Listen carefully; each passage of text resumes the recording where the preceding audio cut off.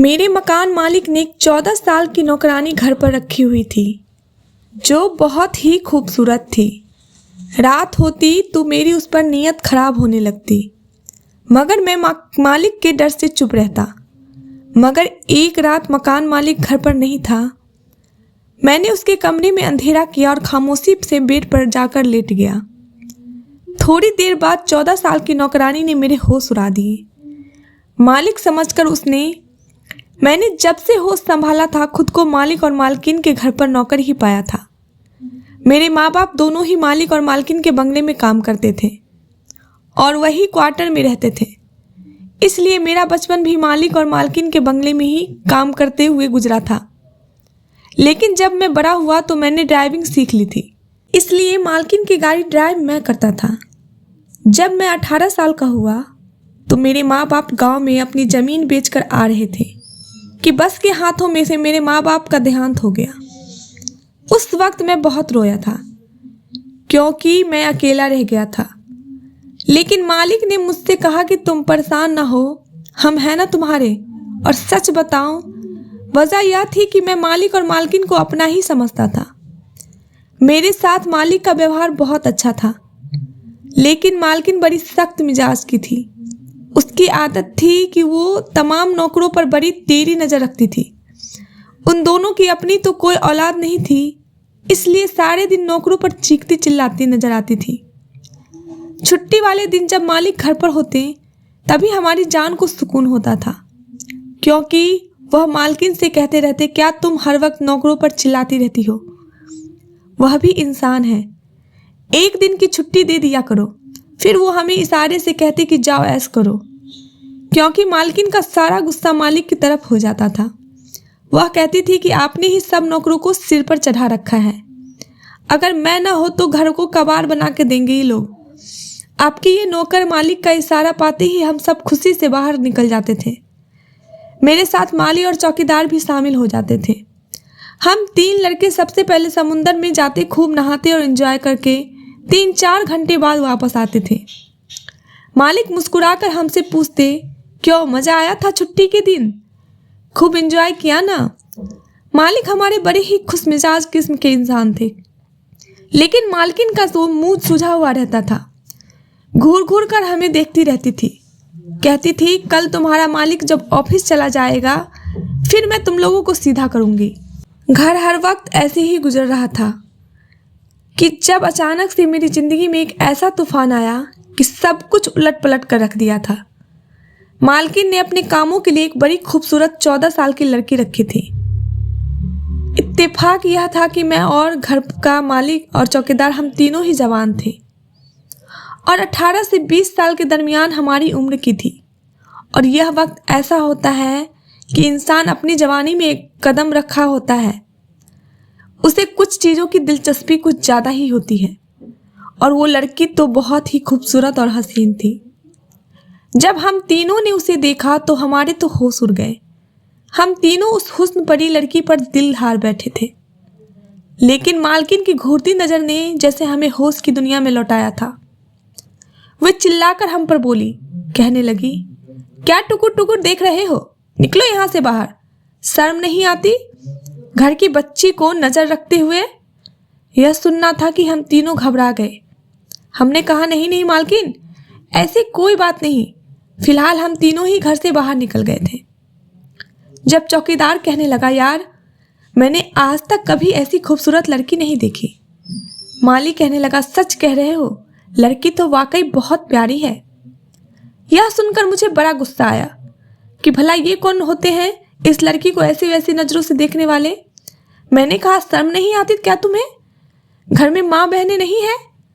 मालकिन को मैं तुम लोगों के बारे में बताऊंगा। मालकिन की नौकरानी के लिए तुम ऐसी बातें कर रहे हो। हालांकि मेरी भी उस लड़की पर नीयत तो अच्छी नहीं थी, ना ही इरादे अच्छे थे, इसलिए मैं यह चाह भी नहीं करना चाहता था कि मैं उसे किस नज़रों से देख रहा था। चौकीदार और माली मेरी इस बात पर बुरा सा मुंह बनाकर अपने अपने काम में लग गए थे, लेकिन मेरी आंखों में तो उस लड़की का चेहरा ही समा चुका था। फिर मेरा कोई खास काम घर में ना था। मालकिन को अगर कहीं जाना होता तभी मैं गाड़ी लेकर बाहर जाता था, या फिर घर के अंदर छोटे मोटे काम कर लेता। मैंने सोचा कि चलो, मुझे तो वैसे भी घर के अंदर जाने की इजाज़त है नहीं, इसलिए बहाने से उस लड़की से दोस्ती बढ़ाता हूँ। दोपहर का वक्त था और मैं जानता था कि इस वक्त मालकिन सो जाती है। मेरी मालकिन दोपहर को जरूर सो रही होती है और शाम को भी उठती है। मैं लंच में आया तो वह 14 साल की नौकरानी बड़े ही रौब जमाते हुए एक नौकरानी से सफाई करवा रही थी। कहने लगी, मुझे मालकिन ने कहा है कि अच्छे से ध्यान रखना, इसलिए खबरदार, जो तुमने सफाई में जरा भी सुस्ती करने की कोशिश की तो अच्छी तरह से घर को चमकाओ। वह लड़की तो शायद उम्र में ही 14 साल की थी। उस वक्त मुझे मालकिन की डिपो कॉपी लग रही थी। जैसे ही उस लड़की की मुझ पर नजर पड़ी तो अपने इशारे से मैं पूछने लगी कि तुम यहाँ क्या कर रहे हो। उस लड़की के इशारे से लग रहा था मेरे आने की वजह पूछ रही है। मैंने कहा, जी अगर आपको कोई काम हो तो बता देना, दिन के वक्त हर के छोटे मोटे काम भी कर लेता हूँ। मालकिन सो रही थी, इसलिए मेरी बात सुनकर वह कहने लगी, अच्छा अच्छा ठीक है, जाओ आओ मेरे साथ। एक एक करके मुझे किचन में लेकर पूरा सिंक बर्तनों से भरा पड़ा था। कहने लगी, ऐसा करो, पहले बर्तन धो लो। फिर उसने टेबल की तरफ इशारा किया जो किचन में पड़ा था, जिस पर कच्ची सब्जियां पड़ी थी। कहने लगी, फिर इन सब्जियों को काटना। फिर उसने किचन के शेल्फ की तरफ इशारा किया। कहने लगी, शेल्फ भी साफ करो और जब सारा काम कर लो तो मुझे बताना, फिर मैं बताऊंगी तुम्हें आगे क्या करना है। यह कहते हुए वह कमर पर हाथ रखते हुए आराम से वहां से बाहर चली गई। बहरहाल मैंने सारे बर्तन धोए, किचन साफ किया, उसके बाद सब्जी भी सारी काट ली। अभी मैं प्याज काट रहा था जब मेरी आंखों से पानी पूरा तरह से बह रहे थे कि मैंने देखा वह लड़की किचन में बड़ी तेजी से दाखिल हुई। फौरन मेरे पास आई, मेरा हाथ से छुरी पकड़कर कहने लगी, फटाफट से निकलो बाहर, मालकिन आ गई है और किचन में ही आ रही है। मैं तो उसके इस बर्ताव पर घबरा गया था। पता नहीं क्यों उसने मुझे कुर्सी से धक्का दिया, मैं जमीन पर जा गिरा। फटाफट से कुर्सी पर बैठकर प्याज काटने लगी। मैं अभी ठीक से उठ भी नहीं पाया था कि मालकिन किचन में दाखिल हो गई। मुझे जमीन पर बैठा देखा तो कहने लगी, तुम यहाँ क्या कर रहे हो? मैंने तुमसे कहा था कि बाहर जाकर बैठो। मैं अभी कहने ही वाला था कि मैं तो सब्जी काट रहा था। उस लड़की ने मुझे समझाने का मौका ही नहीं दिया। इससे पहले कि मैं कुछ बताता, लड़की कहने लगी, मालकिन मैं तो कब से इसको कह रही हूँ कि तुम यहाँ से क्यों फिजूल में बैठे हुए हो, जाओ बाहर जाकर देखो, लेकिन यह तो मेरे सर पर सवार है। कहने लगा, अच्छे तरीके से काम करो, मैं देखूंगा कि तुम काम कैसे करती हो। फिर कमर पर हाथ रखकर कहने लगी, मैंने अभी ही सारे बर्तन धोए और सब सब्जी काट रही हूँ और ये यहाँ बैठकर देख रहा है कि मैं काम ठीक से कर रही हूँ या नहीं। मैं तो उस लड़की की शक्ल देखता रह गया था। अपने हिस्से के सारे काम वह मुझसे करवाकर मालकिन के सामने क्यों जाहिर कर रही थी, जैसे कि सब उसने ही किया हो और सारा किया धरा अपने ऊपर डाल दिया। सारा काम मैंने किया था, नाम अपना ले लिया था और मैं फिजूल में बैठा हुआ मालकिन से यह इल्जाम लगा लिया। नहीं नहीं मालकिन, यह लड़की तो अभी बात मेरे मुंह में ही थी। मालकिन कहने लगी, तुम कौन होते हो इस लड़की पर रौब जमाने वाले? आइंदा से अगर मैंने तुम्हें इस वक्त घर के अंदर देखा जिस वक्त ये लड़की काम कर रही होती है तो देखो मैं तुम्हारा क्या कसर करती हूँ। यह कहकर मालकिन ने मेरा कान पकड़ा और पूरी तरह से मरोड़ दिया। कहने लगी, निकल घर से बाहर। मैं घर से बाहर चला आया था। माली अपना काम करके शाम को वापस चला जाता था। चौकीदार की ड्यूटी दरवाजे पर बैठा रहता था। बस एक मैं था कि घर के अंदर बाहर चक्कर लगाते रहते था। एक बार मालिक ने मुझे रात को किसी काम से बुलाया तो मैं हैरान रह गया, क्योंकि मालिक आज गेस्ट रूम में सो रहे थे। मैंने वजह पूछी तो कहने लगे, तुम्हारी मालकिन के साथ कोई लड़की सोया करेगी। मैंने कहा, भला क्यों? मालिक ने गहरी सांस ली और कहने लगी, तुम्हें तो पता है कि तुम्हारी मालकिन की इस घर में बात चलती है, मेरी भला क्या हैसियत है? मालिक उदास सा मुंह बनाकर बोले, मैं मालिक के कहने पर दूध का गिलास देने गया था। जब मैं वापस लौटा तो देखा कि मालकिन के कमरे से बातें करने की आवाज आ रही थी। ना जाने मुझे क्या सूझी कि मैं मालकिन के कमरे के बाहर खड़ा होकर कान लगाकर बातें सुनने लगा। लेकिन जो बातें मैंने सुनी मेरे होश उड़ाने के लिए काफ़ी थे। मैं वहाँ से बस अपने क्वार्टर में आ गया। मुझे लगा जो कुछ मैंने सुना कि जैसे मैं सोच रहा हूँ बात वह न हो, लेकिन उस लड़की की मालकिन के कमरे में सोना मेरी समझ से बाहर था। हालांकि उस लड़की का रवैया मेरे साथ कुछ खास अच्छा नहीं था, लेकिन फिर भी मैं उस पर अपना दिल हार बैठा था। लेकिन दिन भर तो मालकिन की कड़ी नज़र मुझ पर होती थी। सोच रहा था कि किस तरह उस लड़की से बात की जाए, क्योंकि रात को भी मालकिन उसे अपने कमरे में सुलाती थी। मैं बार बार ऐसा मौका ढूंढता कि जिससे कि मेरी उस लड़की से बात हो जाए और बात बन जाए, लेकिन मैं जानता था कि मालकिन ऐसा होने नहीं देगी। एक बार मुझे उस लड़की से बात करने का मौका मिल गया। मैं चुपके से लॉन में आया। तमाम नौकर उस वक्त काम करके अपने घर जा चुके थे। वह लड़की किचन में फ़ोन पर किसी से बातें कर रही थी। मैं तेज़ी से चलता हुआ किचन में आ गया। उसके बिल्कुल पास आकर खड़ा हो गया। शायद वह अपनी माँ से बात कर रही थी। कहने लगी, सब बहुत अच्छा है, मेरा बहुत ख्याल रखते हैं, आप मेरे लिए परेशान न हो। उस वक्त उसे लड़की का लिहाजा बहुत ही धीमा सा था। वह बड़े मीठे लहजे में बात कर रही थी। उसकी आवाज़ मेरे कानों में शहद घोल रही थी। बात करके जैसे ही पलटी मुझसे टकराते टकराते बची। मैं भी बौखला कर रह गया था।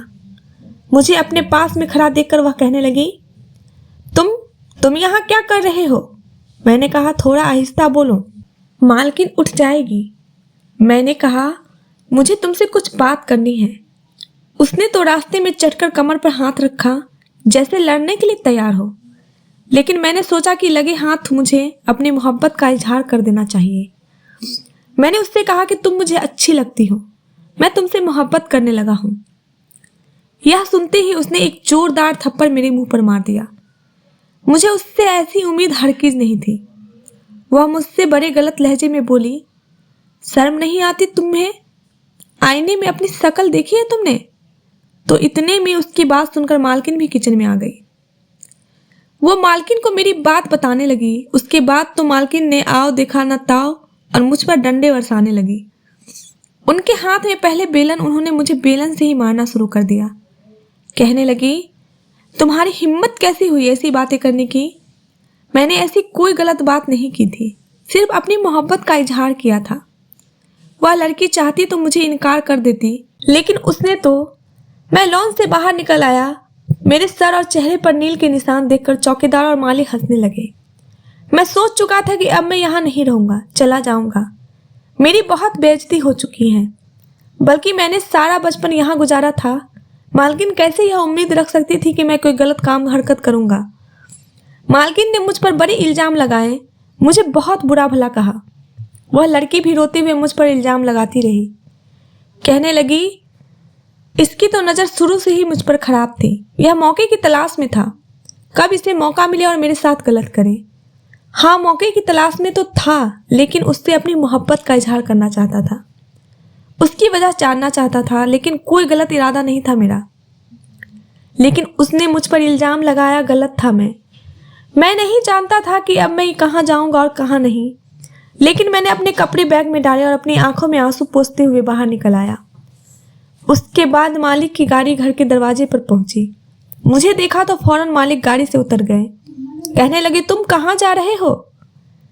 मैंने अपने आंसू साफ किए और कहा, बस मेरा दान पानी खत्म हो गया। मालिक, आपके घर से यह सुनना था कि मालिक बिल्कुल उदास होकर कहने लगे, क्या हुआ है? मैंने सारी बात मालिक को बता दी। यह भी कह दिया कि मैं अब यहाँ नहीं रहूँगा। मालिक ने मुझे बहुत समझाया कि तुम कहाँ जाओगे, मैं खुद तुम्हारी मालकिन से बात करूँगा, उसे समझाऊँगा। लेकिन मैंने कहा, नहीं, उस लड़की ने जैसे मुझ पर इल्ज़ाम लगाया है, मालकिन ने भी उसकी बात पर भरोसा कर लिया है। मैं अब यहाँ नहीं रह सकता, मुझे अपनी इज्जत बहुत प्यारी है। मैं इन्हीं बंगलों के करीब एक पार्क में जाकर बैठ गया। मैं अपना फ़ोन चलाने लगा। काफ़ी देर रोता रहा। मुझे अब उस लड़की से नफरत सी महसूस होने लगी थी। उस दिन भी जब मैं कमरे के बाहर पड़ा, उनकी बातें सुन रहा था, तो वह लड़की मालकिन को मालिक के खिलाफ भड़का रही थी। लेकिन मैं क्या कर सकता था? मालकिन को तो उसकी बात पर भरोसा था। मैं वहीं बैठकर सोच रहा था कि मेरी पिछली वाली बेंच पर दो नौजवान आकर बैठ गए। उन दोनों नौजवान ने जो बात की वह सुनकर मेरे होश उड़ गए थे। कुछ देर तो मैं इस कसमकस में चल रहा था कि क्या करूं क्या ना करूं।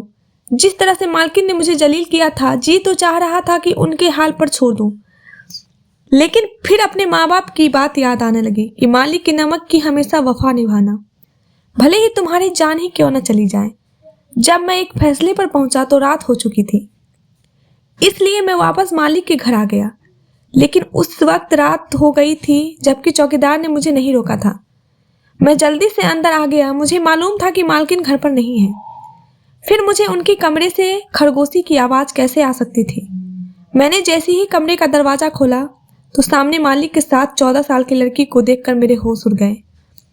मैं तो यहाँ पर एक चौंका देने वाला खबर देने आया था, लेकिन खुद चौंक कर रह गया था।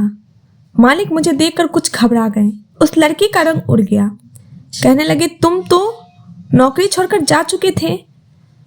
मैंने कहा, जी हाँ, लेकिन मैंने आपके घर के बारे में एक ऐसी खबर सुनी है कि मुझे आना पड़ा, क्योंकि मैंने आपके घर का नमक खाया है। आपको नुकसान में नहीं देख सकता, मगर यह नहीं जानता था कि यहाँ यह सब देखने को मिलेगा। मेरी बात को समझते हुए मालिक कहने लगे कि मैंने इस लड़की से शादी की है क्योंकि मुझे औलाद चाहिए थी, और यह देखने में ही 14 साल की है। वैसे तो यह 22 साल की लड़की है, लेकिन तुम्हारी मालकिन के सामने मैंने इसकी उम्र कम बताई है क्योंकि उसे एक 14 साल की लड़की ही चाहिए थी। फिर कहने लगे कि तुम बताओ क्या कहने आए थे। मैंने कहा कि जिस पार्क में मैं बैठा था वहाँ पीछे 2 नौजवान बैठे थे जो यह बातें कर रहे थे कि आज आपके घर में चोरी करने आएंगे। मैं बस यही बताने आया था। मेरी बात सुनकर मालिक ने फौरन से पुलिस को खबर की और पुलिस ने 2 हवलदार घर की हिफाजत के लिए भेज दिए। लेकिन मैं मालिक की चोरी पकड़ चुका था। उन्होंने मुझे एक बहुत ही बड़ी रकम दी और कहने लगे कि बस अपनी जुबान बंद रखना। अभी तुम्हारी मालकिन यह सब सुनने के लिए तैयार नहीं है, लेकिन जैसे ही उसे पता चलेगा कि मैं बाप बनने वाला हूँ, वह खुद ही इस लड़की को अपनी सौतन के रूप में स्वीकार कर लेगी। मैंने एक ठंडी आह भरी और हाँ में सर हिला दिया। आखिर वह लड़की कभी मेरी भी एक तरफा मोहब्बत रह चुकी थी। तो दोस्तों, आपको कहानी कैसी लगी? वीडियो को लाइक करें, चैनल पर नए हैं तो चैनल को सब्सक्राइब करें। धन्यवाद दोस्तों।